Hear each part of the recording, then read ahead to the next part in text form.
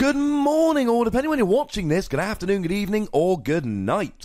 My name's Ross, and as always told, I had a voice radio, so today I am showing you another new fun card that's coming out in the near future. It's Emolga, and Emolga, along with Regigigas and Hydreigon, is one of the very first cards from the upcoming Crimson Invasion, Sun and Moon 4, set that we are looking at. So, is Emolga any good? The answer is maybe. I like one of these attacks. It is a lightning Pokemon, which is good. You've got Ether Paradise Conservation Area that will reduce damage done to Emolga. You've got the new Raikou, which has got the same ability, or attack, I should say, as the Baby Yveltal we've been using for so long. Hey, Nick! And we've also got various things like Raichu GX that looks good, and Electrode we can use, and so on and so forth. And actually, being a basic here is really nice for Emolga.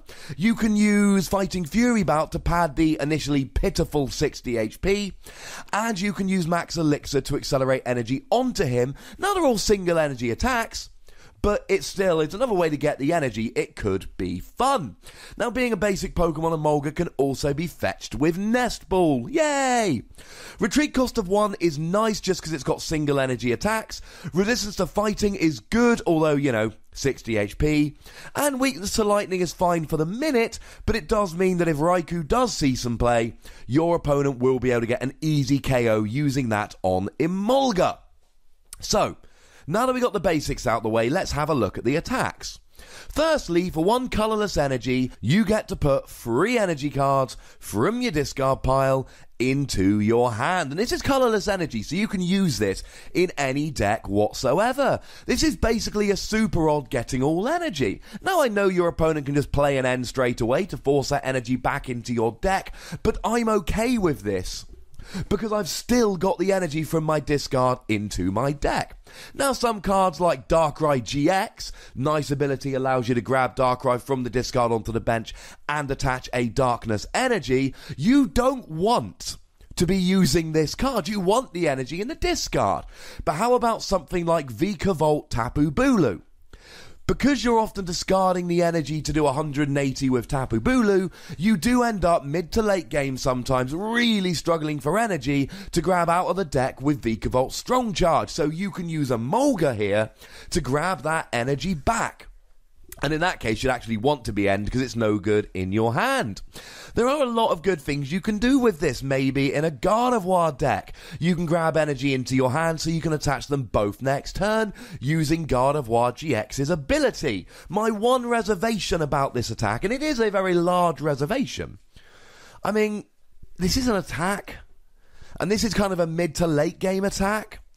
And does anyone really in the mid to late game want to use their attack to grab free energy from the discard? I'm not entirely convinced that they do, although I may be wrong. So yeah, could be fun. But the second attack here is the one about which I am particularly excited.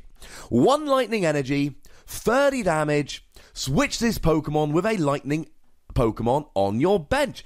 It's a hit and run Pokemon. Now, we keep talking about hit and run Pokemons. We don't have any at the moment. I might have just said Pokemons, but I assure you it was a mistake. We don't say Pokemons, we say Pokemon.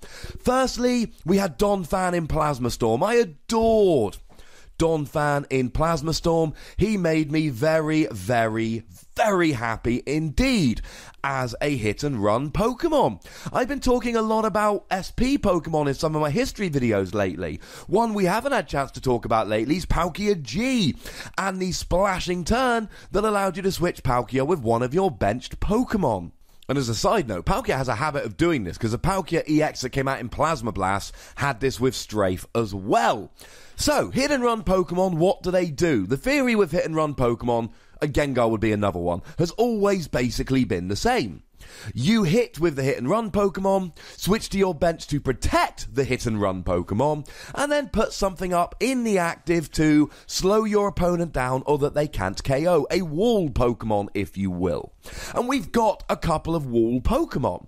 Firstly, we've got Wobbuffet in the active, stops any abilities that aren't psychic, so you can flick to Wobbuffet and your opponent loses abilities. Something like Vikavolt can't use Strong Charge. Something like Decidueye can't use Feather Arrow. I could keep going, but you get the idea. Or you could throw up a Pokemon with an outrage style attack, and we got a few of those. We've got Reshiram and Zekrom, who are being essentially reprinted because the outrage attack is the same as they were back in Black and White, although the second attacks are different. I've done videos about them, links in the description. And of course, we've got Tauros GX, who is really, really bulky and has got 2 outrage style attacks. The GX attack that does 30 times the amount of damage on you, and Rage that does 20 damage plus as much damage as is currently on you. Although if your opponent can KO Tauros and, Marshadow's coming out, which will have a good time with Tauros, he's not a great wall, especially as he gives up 2 prizes. Are hit and run decks back with Emolga? I don't think so. Because even with a choice band, you're doing 60 damage per turn.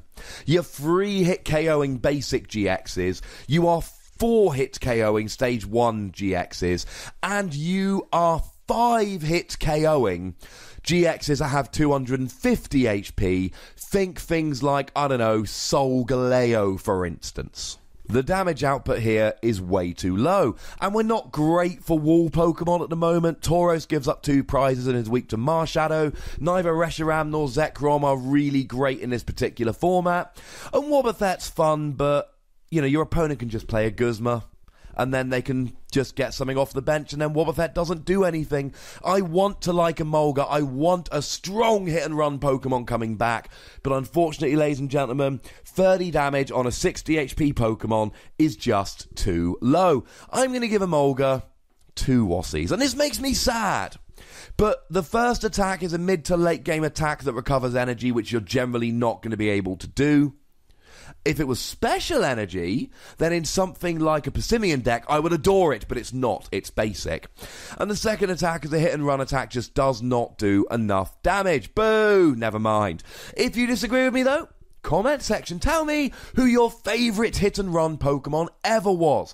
Make sure you like this video, subscribe to this channel, follow me on Twitter @TheWossie and Twitch at twitch.tv/PTCGRadio. That's where you get the live action. And if you want to support the channel, get some bonus pods, jump to the front of the queue to play me on stream, we'll go and check out patreon.com/PTCGRadio. The most important thing as always, look after yourselves until next time. Thank you very much for watching. My name's Ross, and you've been watching PTCG Radio.